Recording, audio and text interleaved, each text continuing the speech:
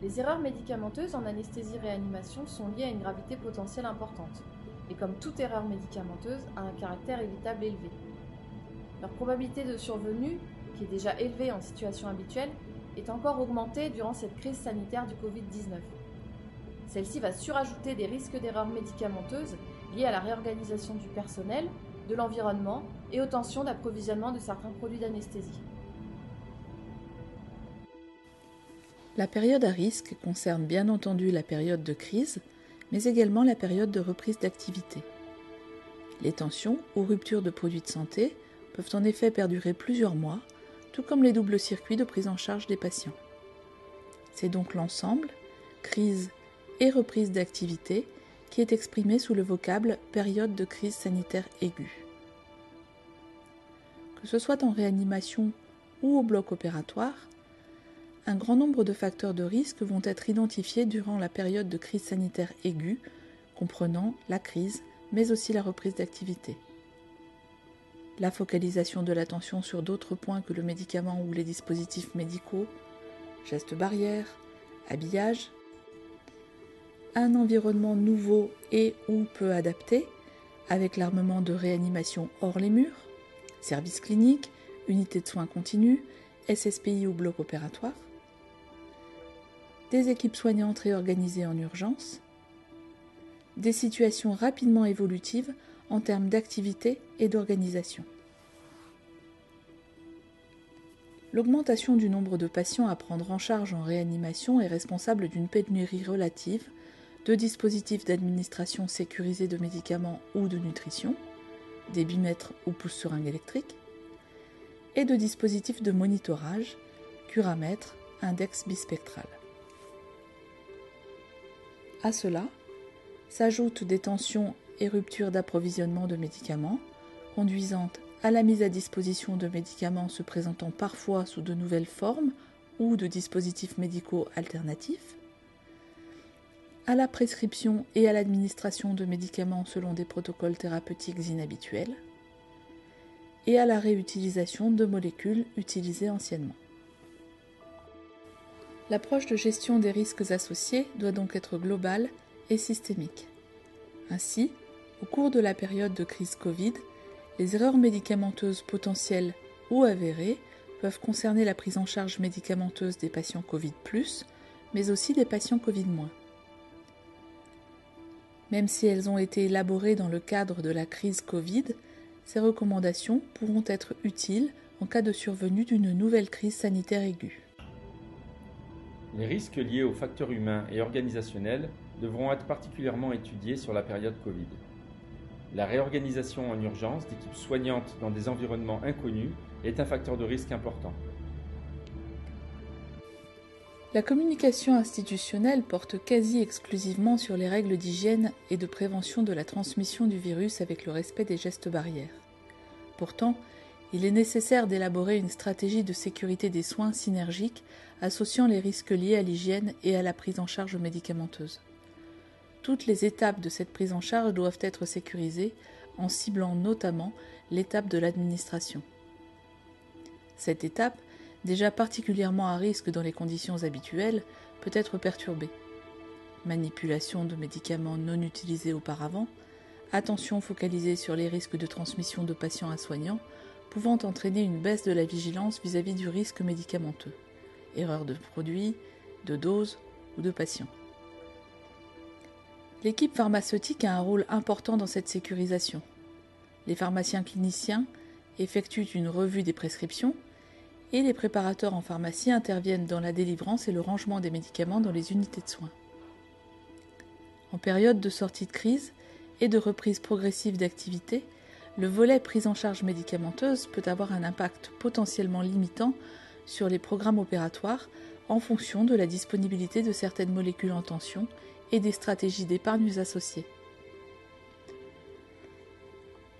Il est donc important de disposer d'un suivi très fin et continu des stocks disponibles. En parallèle, une stratégie d'épargne de produits en tension doit être élaborée et diffusée à l'ensemble des professionnels opérateurs. Cette stratégie doit être actualisée autant que nécessaire en fonction des évolutions des approvisionnements et de la reprise de l'activité. Une équipe pluriprofessionnelle travaillera sur l'identification des risques d'erreurs médicamenteuses supplémentaires liés à la période de crise sanitaire aiguë. Ce groupe de travail pourra être formé par des anesthésistes réanimateurs, des IAD, des IDE et des pharmaciens. Son but sera l'analyse a priori et a posteriori des risques spécifiques sur l'ensemble de la prise en charge du patient, de son admission à sa sortie. Afin d'éviter que la prise en charge médicamenteuse des patients ne soit pas harmonisée et ou pas optimisée par rapport aux recommandations à l'instant T, une organisation doit être mise en place afin de favoriser des partages réguliers d'informations et des collaborations intra- et inter-établissements, GHT, territoire, autres régions, vis-à-vis notamment des protocolisations de prise en charge médicamenteuse.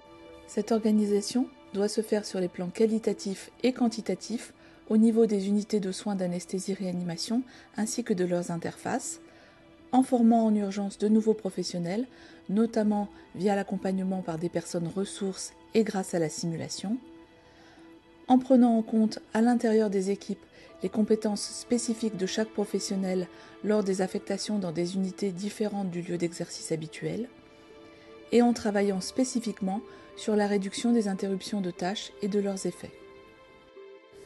La dimension conditions de travail vise à tenir compte des aspects ergonomiques lors de la préparation des armements des unités et lors de la réalisation des actes de prise en charge médicamenteuse. En effet, les équipements de protection individuelle peuvent entraver certains gestes et la visibilité peut être réduite à travers les visières et lunettes de protection. Elle vise également à identifier et mettre en place des organisations innovantes et agiles, limitant au maximum l'impact des surcharges aiguës de travail, comme l'approvisionnement, la mise en place de dotations ou la préparation de doses. Elle vise à prévenir puis gérer au mieux, selon une approche pluriprofessionnelle, les tensions ou pénuries de produits de santé et de matériel dont la validation de nouvelles conditions d'utilisation. Et enfin, à renforcer la vigilance vis-à-vis du système d'information et des logiciels en termes de paramétrage et de formation, afin de tenir compte de posologies particulières, de médicaments ou de protocoles inhabituels.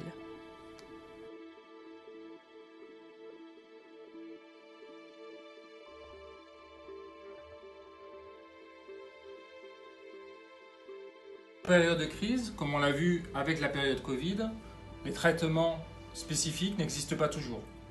Les recommandations vont rapidement évoluer, on doit donc agir de manière pluriprofessionnelle, organiser une veille scientifique très régulière, qu'ensuite vont être transformés en protocoles.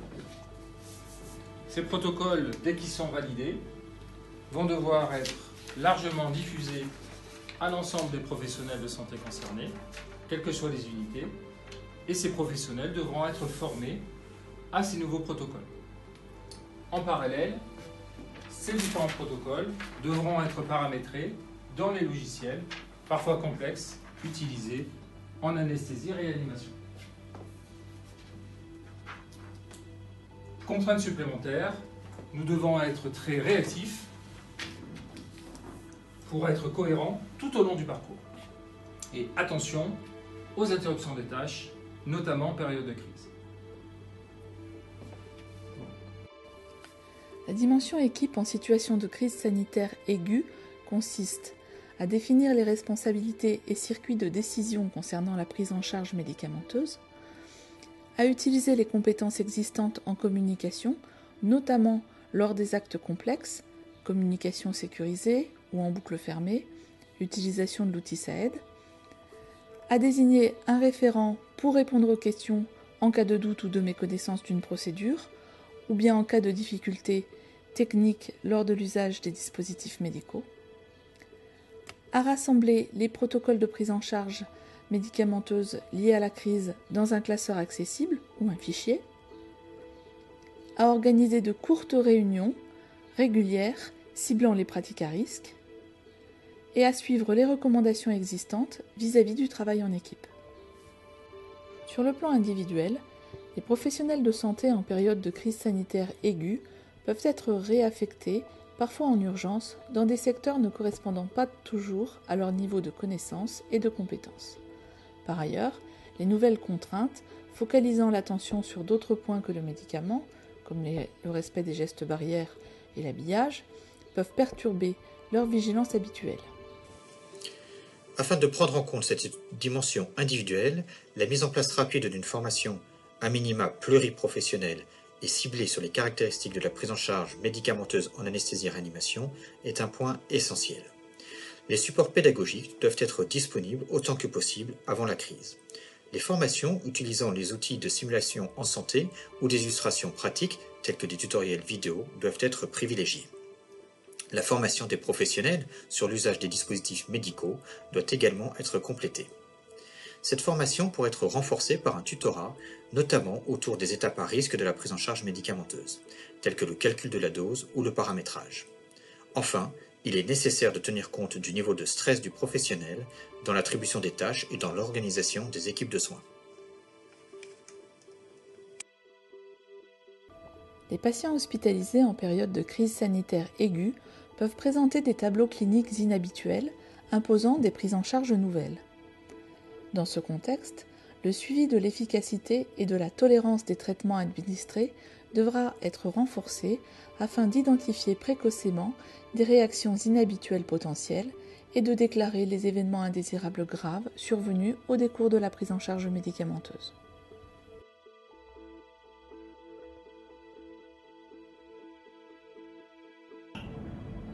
Attention, en raison des tensions ou ruptures d'approvisionnement, les médicaments mis à disposition se présentent parfois sous de nouvelles formes. Durant cette période Covid, il est possible de recevoir des spécialités inhabituelles. Par exemple, des médicaments identiques mais d'un autre fournisseur, dont la présentation et la dilution peuvent varier. Des médicaments identiques mais correspondant à des spécialités étrangères, dont le contre-étiquetage n'est pas automatique, voire absent. Ou bien des médicaments qui varient en termes de concentration et ou de conditionnement, donc la quantité va être différente. La prévention des erreurs médicamenteuses implique la combinaison de mesures actives et passives comme le contrôle informatique, l'étiquetage en respectant le plus possible les codes de couleurs internationaux, mais aussi en signalant particulièrement les changements comme la concentration. Il faudra s'assurer en amont de la disponibilité effective des informations relatives aux produits inhabituels, comme par exemple la rédaction et mise à disposition d'une note d'information comparative, médicaments habituels, médicaments disponibles. De même, il devra être envisagé, si le délai le permet, de réaliser un contre-étiquetage des spécialités étrangères. Pendant les phases de changement d'organisation et de conditions de travail, de par l'équipement ou la pression de préparation, les équipes d'anesthésie-réanimation doivent renforcer les mesures de prévention spécifiques préexistantes, comme s'assurer d'une lecture attentive de l'étiquette du produit ou privilégier la préparation et l'administration par la même personne quand cela est possible. La sécurisation des systèmes de rangement permet de réduire le risque d'erreur. De la même façon, on évitera de stocker pour un même médicament des présentations différentes sur un même lieu. Face à cette diversité d'approvisionnement, le système de rangement doit être clair et formalisé, incluant les dotations pour besoins urgents, chariots d'ALR, chariots d'urgence, meubles d'anesthésie et plateaux. Au-delà des recommandations classiques, vérification régulière, médicaments strictement nécessaires présents, absence de préparation à l'avance, une attention particulière sera apportée afin d'actualiser autant que nécessaire les étiquetages et informations associées en fonction des présentations de médicaments disponibles. Les différents médicaments fournis par les industriels peuvent, selon les établissements, être complétés par la mise à disposition de seringues pré-remplies préparées par la pharmacie. La coexistence de plusieurs présentations pour un même médicament doit être évitée le plus souvent possible.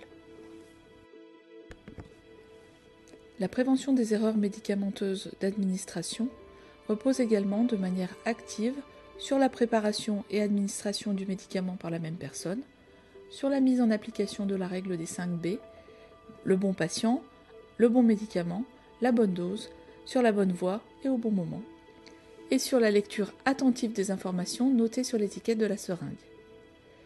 Les mesures passives viennent compléter les bonnes pratiques. Étiquetage des seringues selon les codes couleurs internationaux des classes médicamenteuses et formalisation de la préparation des plateaux d'anesthésie.